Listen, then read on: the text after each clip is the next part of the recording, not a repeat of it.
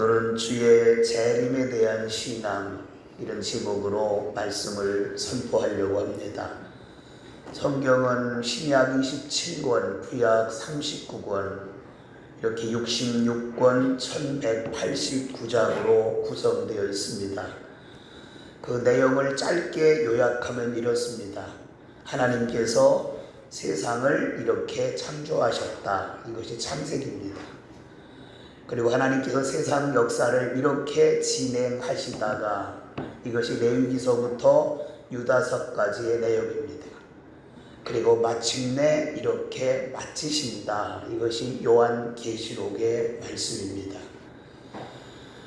우리가 신앙생활하면서 가져야 될 핵심적인 신앙은 5가지입니다.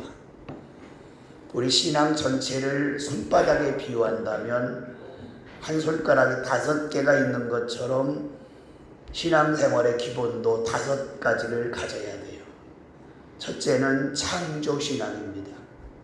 그 다음에 하나님께서 우리와 함께 하신다고 하는 임마누엘의 신앙, 그리고 3번째가 십자가신앙, 4번째가 부활신앙, 마지막 5번째가 재림신앙입니다. 처음 3가지는 과거에서 현재에 이르는 것이라고 하면 부활과 재림은 과거 구원받은 순간부터 현재와 미래까지 이어지는 바로 신앙이 부활과 재림신앙, 이렇게 우리가 기억하면 됩니다. 이 성경의 5가지 핵심 신앙, 이 신앙의 이제 스토리가 구원 역사를 전개하게 되는 겁니다. 자, 우리가 신앙생활이 뭘까요? 신앙생활. 그 사람 신앙생활 잘한다. 아무개는 신앙생활을 게을리하네. 이 신앙생활이 뭘까요? 한마디로 신앙생활을 표현한다면 예수님 본받기예요. 예수님 본받기. 이것이 우리의 신앙생활입니다. 예수님 본받는 것을 다른 말로는 경건이라 그렇게 말을 해요. 이 경건이란 예수님을 성품을 닮아가는 것을 경건이라 그렇게 말하죠.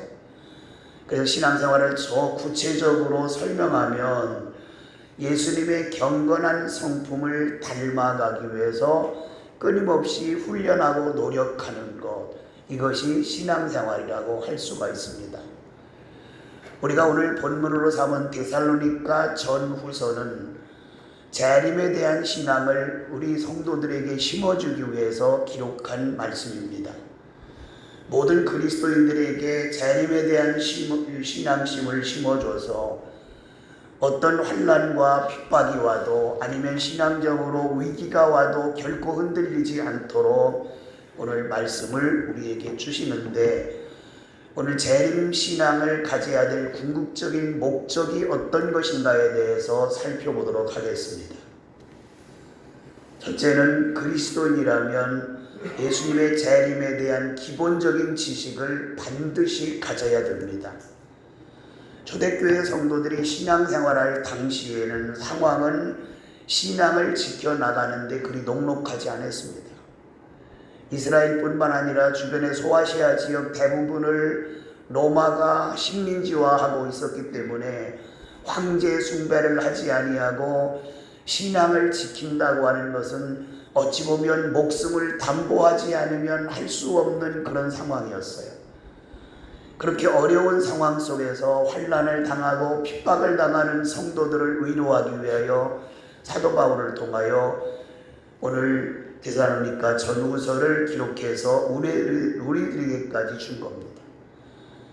성도들의 핍박이 먹구름처럼 밀려올 때 환난을 앞에 두고 있는 성도들의 마음이 흔들리지 않고 불안에 떨지 않고 오직 그들을 위로하면서 천국에 대한 소망을 갖기 위해서 주신 말씀이 바로 데살로니가 전후서의 말씀이에요. 그 말씀의 핵심은 이래요. 주님이 곧 오십니다. 끝까지 우리가 신앙을 지켜나갑시다. 이렇게 데살로니가 전후서는 환난을 이기는 재림 신앙을 강조하고 있어요. 그런데 그리스도인이라면 예수님의 재림에 대한 기본적인 지식 3가지는 반드시 가지고 있어야 돼요. 먼저 예수님은 반드시 재림하신다는 것. 데살로니가 4장 16절, 오늘 본문 16절에 주께서 호령과, 이 호령이라는 말은 큰 소리가 이 말이에요. 큰 소리.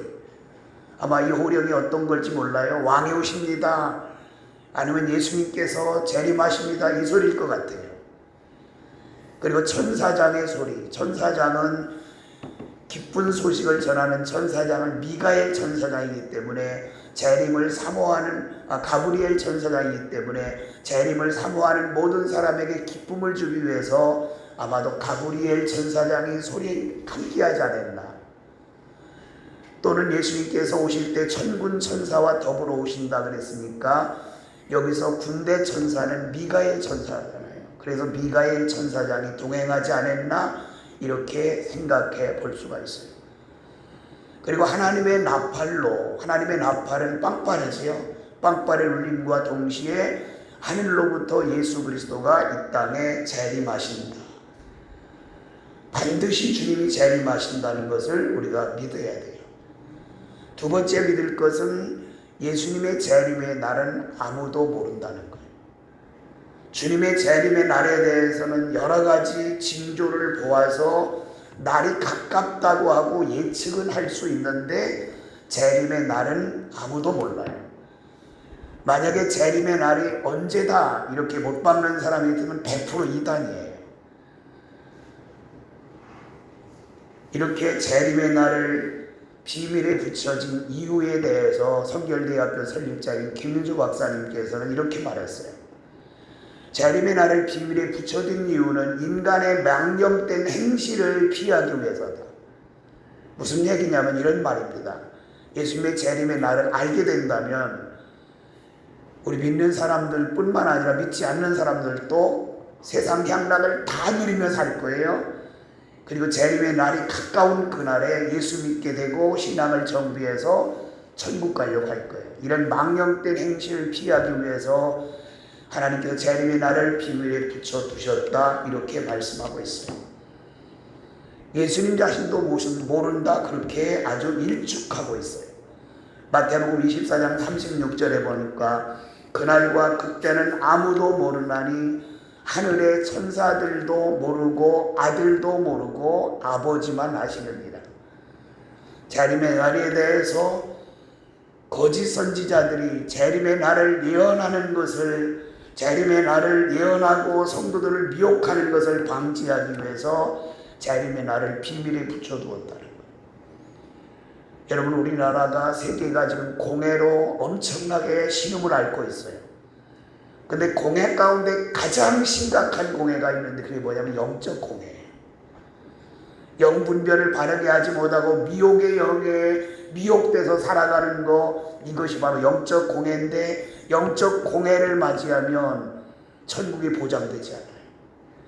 그렇기 때문에 우리는 신실하게 신앙을 지켜나가는 것이 너무 중요합니다. 그 다음에 재림신앙을 갖는 데 있어서 세 번째 조건은 설령 주님이 내일 오신다 해도 우리가 100년 앞으로 예수님을 맞을 준비를 하면서 살아가는 거예요. 다시 말하면 예수님이 언제 오실지라도 오시는 그 순간까지 나의 주어진 위치에서 최선을 다해서 일하며 살아야 돼요. 잘못된 재림관을 가진 사람들은 아이들 학교도 안 보내요. 일도 안 해요. 왜? 주님이 곧 오실 건데. 저도 어려서 신앙생활할 때 저희 담임 전도사님께서 그런 신앙을 가지고 목회를 하셔서 한때 정말 어려운 적이 있어요.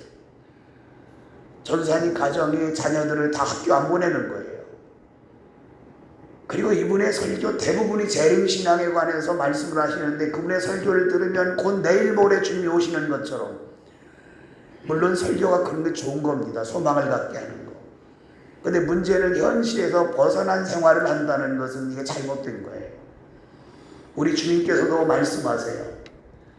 마태복음 24장 17절 이하에 이렇게 말씀하세요. 지붕에 있는 자는 겉옷을 가지러 내려오지 말고 밭에 있는 자는 지붕에 있는 자는 물건을 가지러 내려오지 말고 밭에 있는 자는 겉옷을 가지러 돌이키지 말지어다. 무슨 말이에요? 주님이 언제 오시든지 내일 오신다 할지라도 우리가 100년 앞을 내다보고 사는 것처럼 현실에 충실하라는 것. 이것이 재림신앙을 가진 사람들의 기본적인 삶이에요. 현재의 삶을 흐트리고 재림신앙 너무나 편파적으로 흔들리고 편파적으로 집중돼서 엉뚱한 생각을 가지고 자기들만의 아지트를 마련하고 숨어서 사는 그런 사람들, 가정을 버리고 오직 주님만 사모하려고 사는 그런 사람들, 이런 사람들의 미혹을 절대 당하지 마시기 바라요. 오늘 세 가지 분명히 말씀드렸어요. 우리가 가질 기본적인 지식 뭐라 그랬죠? 주님은 반드시 오십니다. 주님의 재림의 날은 아무도 모릅니다. 그 다음에 주님이 내일 오신다 할때라도 우리의 삶을 어떻게 하라고요? 100년을 내다보고 사는 것처럼 충실하라. 이런 기본적인 지식을 우리가 반드시 가지고 있어야 돼요.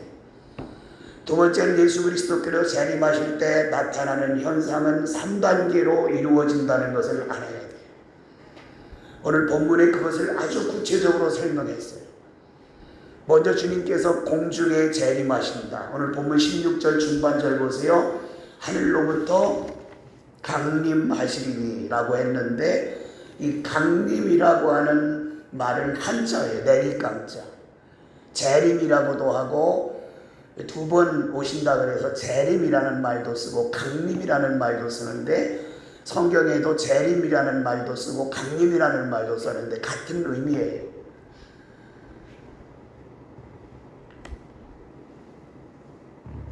근데 우리 주님께서 다시 오시는데 언제 오시느냐 아무도 모른다 그랬잖아요. 근데 오시는 것은 분명해요. 어떻게 오셔요? 사도행전 1장 11절에 보면 예수님께서 부활하시고 40일 동안 갈릴리 지역을 비롯해서 이스라엘 백성들이 살고 있는 지역에서 부활한 몸을 이끌고 함께 살았어요. 40일 동안. 그리고 갑자기 40일이 되자 하늘로 승천하셨어요. 갈릴리 사람들이 승천하시는 주님의 모습을 눈으로 쳐다보고 너무 아쉬워하고 있어요. 그분이 더 오래 우리와 함께 계셨더라면 이런 아쉬움 속에서 하늘만 바라보고 있을 때 사도행전 1장 11절 말씀에 이렇게 말해요. 갈릴리 사람들아 어찌하여 하늘을 쳐다보느냐. 너희들이 본 그 모습 그대로 내가 다시 오리라. 이것이 재림에 대한 약속이에요. 갈릴리 사람들이 눈으로 본 것처럼 예수 그리스도께서 다시 오신다는 거예요. 이 땅에 다시 오신다. 근데 어디에 오세요? 먼저 오시는 것은 공중에 강림하실 것이라 하는 것을 말씀하고 있어요. 근데 공중에 강림하실 때 혼자 오시느냐? 아니에요. 예수 믿다 죽은 사람들이 이미 영원히 천국에 가 있잖아요. 그들과 더불어 온다. 왜 더불어 올까요? 예수 믿다 죽은 사람들이 영혼만 가 있잖아요. 육체는 땅에 묻혀 있잖아요. 근데 완전한 채로, 완전한 합일체로 영원한 천국에서 살려면 몸이 부활해서 영과 결합해서 가야 되기 때문에 예수 믿고 죽은 사람들과 함께 이 땅에 공중에 오신다 이렇게 말씀을 하고 있습니다. 데살로니가전서 4장 14절 중반절 말씀을 보세요. 이와 같이 예수 안에서 자는 자들도 하나님이 그와 함께 데리고 오시리라. 예수 안에서 자는 자들이 누구예요? 예수 믿고 먼저 죽은 사람들. 그들의 영혼을 하나님께서 다시 데리고 온다는 거예요. 예수 그리스도께서 공중에 재림하실 때. 자, 이어서 16절 보세요. 구원받고 죽은 자의 부활을 말씀하셨는데 그리스도 안에서 죽은 자들이 먼저 일어나고, 그리스도 안에서 죽은 자들이 먼저 일어난다는 말은 뭐예요? 부활한다는 말이에요. 예수님이 공중에 재림하실 때 예수 믿고 죽은 자들의 육체가 다시 부활해요. 그래서 천국에 가 있던 영혼과 하나가 되는 거예요. 공중에서. 그래서 예수님의 재림과 더불어서 예수 믿다 죽은 사람들, 그들의 육체가 먼저 부활하는 것이 첫 번째 사건이에요. 부활장인 고린도전서 15장 20절에서는 예수님을 부활의 첫 열매라 그랬고 성도들이 부활하는 것을 부활의 첫째 부활이라 이렇게 설명되어 있어요. 고린도전서 15장 23절 말씀을 보십시다. 그러나 각각 차례대로 되리니 부활에 대해서 말씀하는 거예요. 부활에 대해서 각각 차례대로 잰다는 거예요. 먼저는 첫 열매인 그리스도예요. 여러분 예수 그리스도의 부활을 믿으시죠? 이미 예수님께서 부활하셨잖아요. 첫 열매가 되셨잖아요. 이제 두 번째 열매도 열릴 거 아니에요. 그 다음에는 그가 강림하실 때에 그리스도에게 속한 자요. 예수님께서 공중 재림하실 때, 공중에 강림하실 때 그리스도께 속한 자, 예수 믿다 죽은 사람들이 부활한다는 거예요. 그리고 죽은 자의 부활에 대해서 요한계시록 20장 5절 6절에는 이는 첫째 부활이라고 하시면서 이 첫째 부활에 참여하는 자들이 복이 있다 그랬어요. 그런데 여러분, 부활한 사람은 시공간의 제약을 받지 않아요. 영원히 시공간의 제약을 받지 않고 죽는 것과 동시에 천국에 입성하듯이 부활한 육체는 시공간의 제약을 받지 않아요. 예수님께서 부활하셔서 계실 때 제자들이 한 곳에 모여서 두려워서 문을 걸어 잠고 있었어요. 그때 부활하신 예수님께서 방 안에 쑥 들어오신 거예요. 아니 문이 닫혔는데 주님께서 오시다니 제자들은 믿지 않았어요. 그때에 예수님께서 나다 그러니까 도마가 뭐라고 말해요? 나는 못 믿겠습니다. 문이 닫혔는데 어떻게 주님이 여기 오셨습니까? 나는 주님의 못 박힌 흔적을 만져보지 않고는 못 믿겠습니다. 도마의 말에 예수님은 상처를 보여주면서 손으로 만져보라 그러면서 확인하는 순간에 예수님이 뭐라고 말씀하세요? 도마야, 보고 믿는 자보다 보지 않고 믿는 자가 복돼. 그럼 여러분과 저와 같이 이렇게 불완전한 육체를 가지고는 공중에 재림하신 주님을 만날 수가 없어요. 그럼 우리는 어떻게 해야 주님을 만날 수 있느냐? 우리는 변형돼야 돼요. 근데 반드시 우리가 변형될 것임을 말씀을 하고 있는 거예요. 부활체와 같이 변형되는. 오늘 17절 말씀을 보십시다. 자, 그 후에가 언제예요? 예수 믿고 죽은 사람들이 부활한 후에, 그런 뜻이에요. 그 후에 우리 살아남은 자들도 그들과 함께 구름 속으로 끌어올려 공중에서 주를 영접하게 하시리니. 이거 휴거라 그러잖아요 우리가. 근데 이 몸을 가지고는 못 가요. 더욱이 좀 몸이 좀 약간 그런 분들 있잖아요. 그런 분들은 못 갈 거 아니에요. 무거워서. 가벼운 사람만 갈 거 아니에요. 그게 아니에요. 우리 몸이 변형돼서 뭐와 같이 변형돼요? 부활체와 같이 변형돼서 공중에서 주님을 만난 거예요. 이것이 우리에게 주어진 놀라운 사건이에요. 예수님의 재림은 인류 역사상 창조 사건 그리고 구원 사건 이에요 가장 큰 사건 중에 하나가 예수님의 재림 사건이에요. 왜냐하면 예수 그리스도께서 재림하시게 되면 예수 믿고 죽은 우리 믿음의 선진들과 예수 믿고 살아가는 우리 모두가 약속된 천국에서 영원히 살 거지만 예수를 영접하지 않은 사람들에게는 영원한 고통을 피할 수 없는 심판이 행해질 겁니다. 간혹 어떤 사람들은 이렇게 말해요. 아니 초대교회 때부터 주님이 오신다 했는데 왜 그렇게 주님이 안 오시는 거예요? 왜 이렇게 재림이 늦어지는 거예요? 이런 가끔 푸념하듯이 말하는 사람들도 있어요. 근데 그 이유에 대해서 베드로 사도는 베드로후서 3장 9절에 이렇게 말씀하세요. 주의 약속은 어떤 이들이 더디다고 생각하는 것 같이 더딘 것이 아니라 오직 주께서 너희를 위하여 오래 참으사 한 사람이라도 멸망치 않고 구원을 얻게 하려 함이라. 우리 주님의 생각은, 주님의 바람은 한 사람이라도 멸망치 않고 구원받기를 다 원하세요. 우리가 볼 때는 주의 재림이 멀은 것 같지만, 언제 오실지 모르는 막연함 같지만 주님은 한 영혼이라도 구원시키기 위해서, 한 영혼이라도 불쌍한 그 영혼이 지옥 가지 않기 위해서 어떤 계기를 통하여 예수를 영접하라고 지금까지 오지 않고 계셔요. 그러나 그것이 끝까지 안 오시는 것이 아닙니다. 때가 되면 반드시 오셔요. 하나님께서 반드시 그를 보내시기 때문입니다. 마지막 세 번째로 예수 그리스도의 재림을 사모하며 서로 격려하며 살아라, 이렇게 말씀해요. 예수 그리스도의 재림은 필연적인 것이지만 보통 그리스도인보다 재림을 더 사모하는 사람들이 어떤 사람들일까요? 환경적으로 어려움을 당한 사람, 아니면 육신의 질병 때문에 너무 고통스러워하는 사람, 이런 사람이 더 주님의 재림을 사모해요. 아마 이런 사람을 제외하고는 지금 주님이 재림하시면 큰일 난다고 하는 사람이 있을 거예요. 아니면 이렇게 살기 좋은데, 이렇게 누리고 사는데 지금 주님 오시면 어떡해?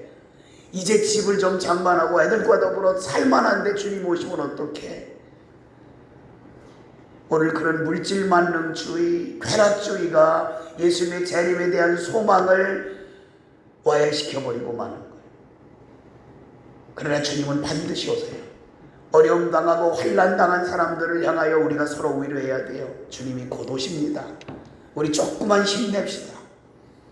힘들고 어려워도 신앙을 지켜나갑시다. 이렇게 서로 위로하며 살아야 돼요. 제가 어렸을 때 늘 부르던 찬양이 있어요. 이성봉 목사님께서 우리 성결교회의 유명한 부흥사시잖아요. 전국교회를 순회하면서 부흥회를 하셨어요. 그분이 가는 곳마다 놀라운 은혜와 역사가 일어났어요.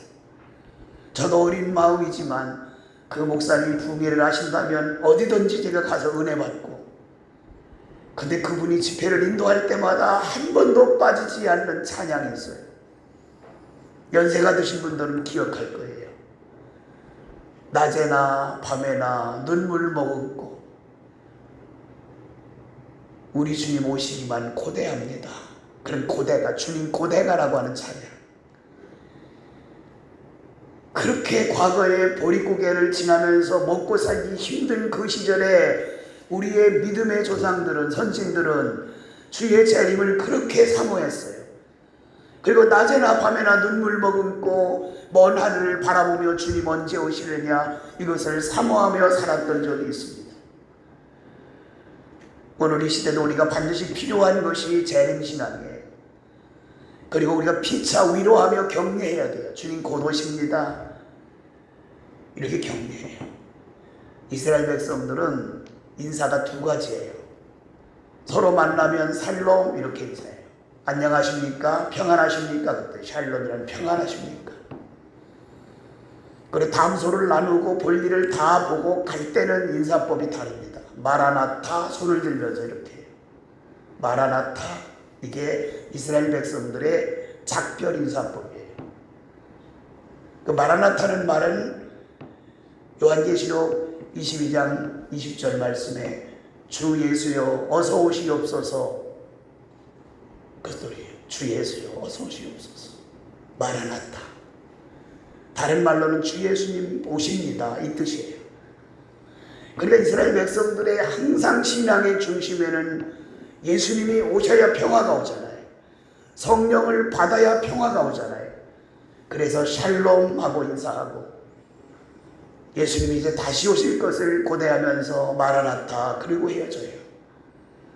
여러분과 저도 재림신앙, 흔들림 없이 이 신앙을 가지고 살아가야 하나님께 기쁨을 드릴 수 있어요. 우리 모두가 예수 그리스도의 재림신앙으로 무장하고 흔들림이 없는 신앙이 되기를 주님의 이름으로 축원합니다.